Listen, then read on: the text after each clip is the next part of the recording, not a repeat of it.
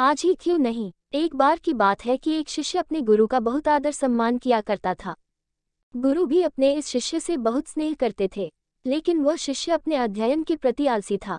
सदा काम से दूर भागने की कोशिश करता तथा आज के काम को कल के लिए छोड़ दिया करता था।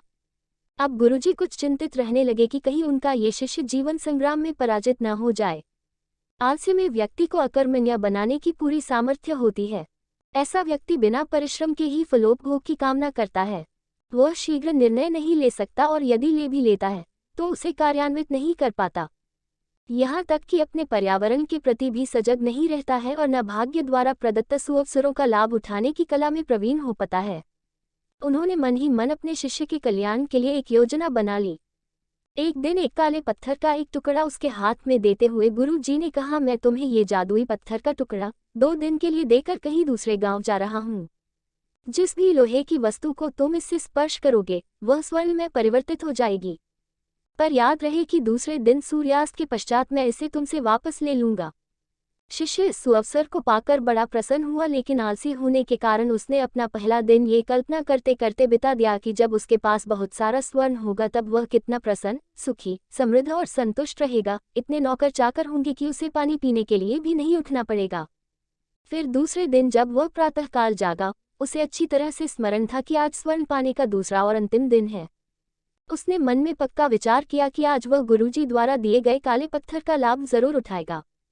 उसने निश्चय किया कि वो बाजार से लोहे के बड़े बड़े सामान खरीद कर लाएगा और उन्हें स्वर्ण में परिवर्तित कर देगा।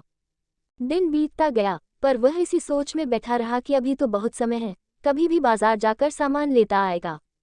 उसने सोचा कि अब तो दोपहर का भोजन करने के पश्चात ही सामान लेने निकलूंगा, पर भोजन करने के बाद उसे विश्राम करने की आदत थी और उसने बजाय उठ के मेहनत करने की थोड़ी देर आराम करना उचित समझा।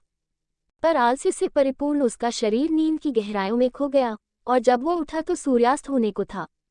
अब वह जल्दी जल्दी बाजार की तरफ भागने लगा, पर रास्ते में ही उसे गुरुजी मिल गए। उनको देखते ही वह उनके चरणों पर गिरकर उस जादुई पत्थर को एक दिन और अपने पास रखने के लिए याचना करने लगा, लेकिन गुरुजी नहीं माने और उस शिष्य का धनी होने का सपना चूर चूर हो गया। पर इस घटना की वजह से शिष्य को एक बहुत बड़ी सीख मिल गई। उसे अपने आलस्य पर पछतावा होने लगा। वह समझ गया कि आलस्य उसके जीवन के लिए एक अभिशाप है और उसने प्रण किया कि अब वो कभी भी काम से जी नहीं चुराएगा और एक कर्मठ, सजग और सक्रिय व्यक्ति बनकर दिखाएगा। जीवन में हर किसी को एक से बढ़कर एक अवसर मिलते हैं, पर कई लोग इन्हें बस अपने आलस्य के कारण गंवा देते हैं।